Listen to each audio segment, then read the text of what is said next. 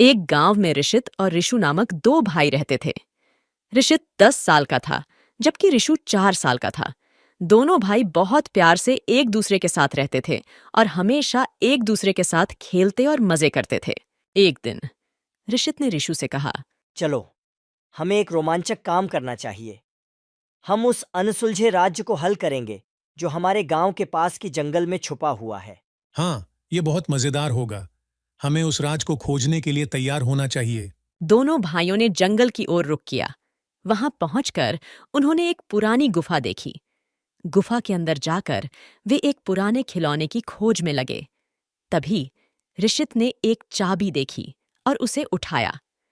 चाबी को इस्तेमाल करते हुए वे गहरे अंधेरे में एक छिपी हुई बंद दरवाजे को खोल दिया। दरवाजे के पीछे वे एक बड़े से कमरे में पहुंचे।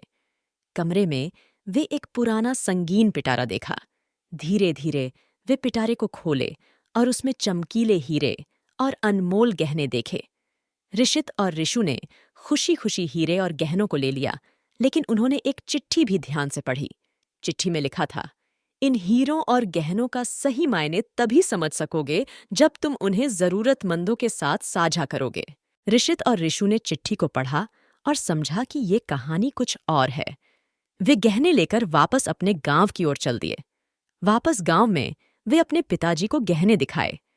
पिताजी ने हंसते हुए कहा, बच्चों, ये तो बहुत खूबसूरत है, लेकिन असली धन तो तुम्हारा उचित और ईमानदारी से काम करने में है।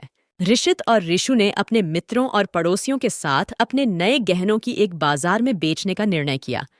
जो धन मिला वह वे गांव के गरीब और जरूरतमंद लोगों के लिए खर्च करने का निर्णय लिया।